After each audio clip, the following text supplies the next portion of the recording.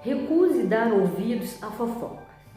Fofoca é transmitir informações quando você nem é parte do problema, nem parte da solução. Você sabe que espalhar fofocas é errado e não deve nem ouvi-las se quiser proteger sua igreja. Ouvir uma fofoca é como receptar mercadorias roubadas. Isso faz igualmente culpado pelo crime. Quando alguém começar a fofocar em seu ouvido, tenha a coragem de dizer: por favor, pare, não preciso saber disso. Você já falou diretamente com a pessoa? Pessoas que fofocam para você também irão fofocar sobre você. Tais pessoas não são confiáveis. Se você dá ouvido à fofoca, Deus diz que você é um criador de casos. Criadores de caso ouvem criadores de caso. Esses são os que dividem a igreja, pensando apenas em si mesmo. É triste que, no rebanho de Deus, as maiores feridas venham das ovelhas e não dos lobos. Paulo alertou sobre os cristãos canibais, que devoram uns aos outros e destroem a comunhão.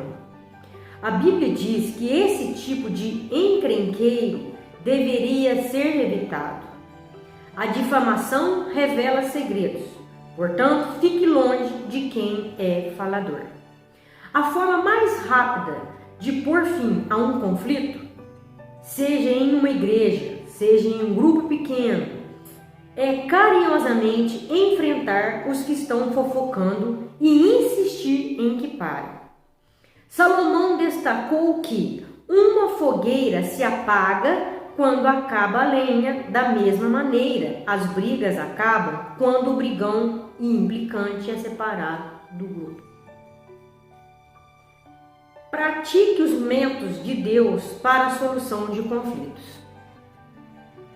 Além dos princípios mencionados no capítulo anterior, Jesus deu à igreja um processo simples, dividido em 3 etapas.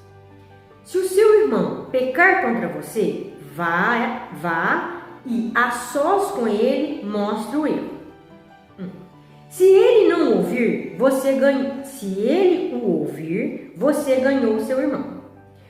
2. Se ele não ouvir, leve consigo mais 1 ou 2 outros, de modo que qualquer acusação seja confirmada por depoimento de 2 ou 3 testemunhas. Se ele se recusar a ouvi-lo, 3. Conte à igreja. Em meio a um conflito, temos a tentação de nos queixar a terceiros, em vez de corajosamente falar a verdade de maneira amorosa à pessoa com quem estamos aborrecidos. Isso só o torna o assunto mais grave. Em vez disso, você deve ir diretamente à pessoa envolvida. O confronto em particular é sempre o primeiro passo e você deve torná-lo mais rapidamente possível. Se você não for capaz de resolver as coisas somente entre os dois, o próximo passo é levar 1 ou 2 testemunhas para ajudar a confirmar o problema e reconciliar o relacionamento. E o que fazer se a pessoa ainda persistir teimosamente? Jesus ordena que se leve o assunto à igreja.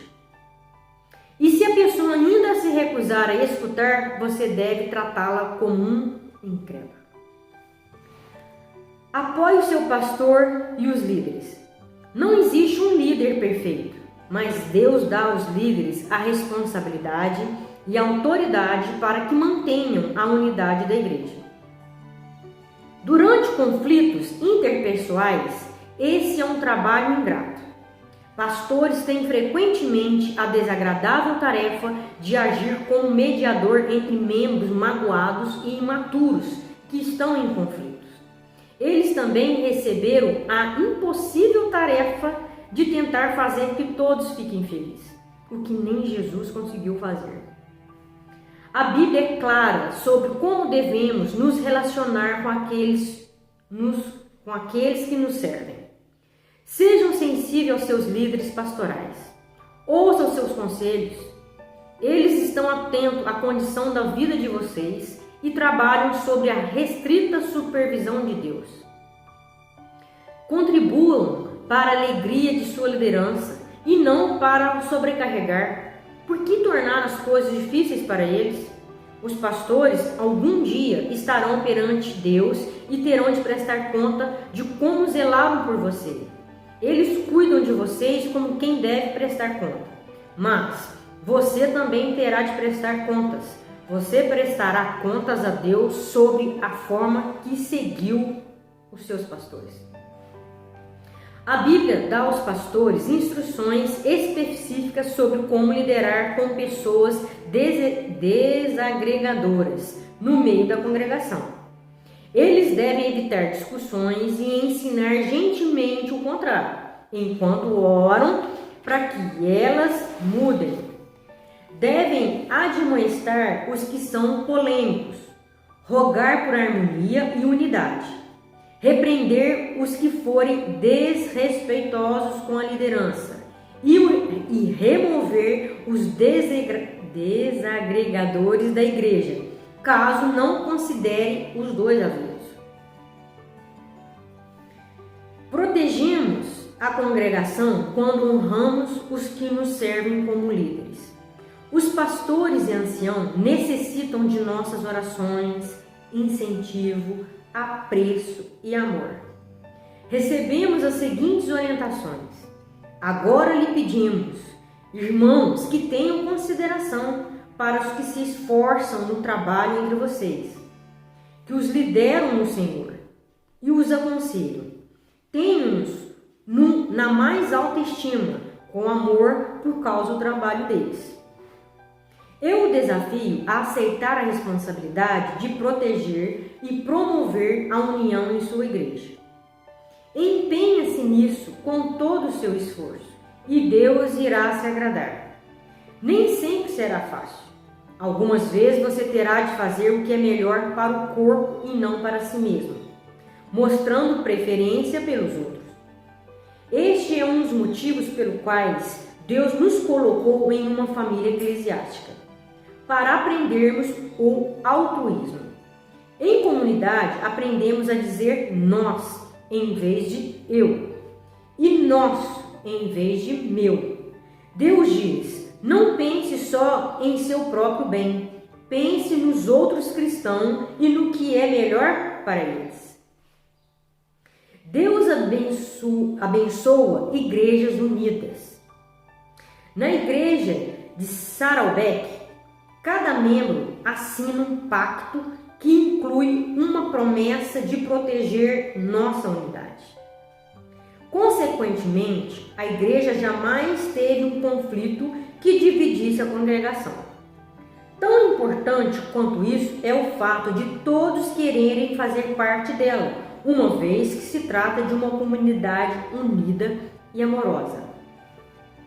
Nos últimos 7 anos, a igreja de Saddleback batizou mais de 9.100 novos membros convertidos. Quando Deus tem um punhado de novos cristãos que quer libertar, Ele busca como incubadora a igreja mais carinhosa que puder encontrar. O que você está fazendo no plano pessoal para tornar sua igreja local mais aconchegante e amoroso? Existem muitas pessoas em sua comunidade que estão procurando amor e um lugar ao qual pertencer. A verdade é que todo mundo precisa e quer ser amado. E quando as pessoas acham uma igreja onde os membros verdadeiramente amam e se importam uns com os outros, elas vão dar um jeito de entrar, ainda que as portas estejam trancadas. Um tema para reflexão. Tenho a responsabilidade de proteger a unidade de minha igreja. Um versículo para memorizar. Portanto, concentre-nos nas coisas que contribuem para a harmonia e no crescimento de nossa comunhão conjunta. Romanos 14:19. Uma pergunta para meditar: o que estou fazendo pessoalmente para proteger a unidade em minha família eclesiástica nesse exato momento? Deus abençoe.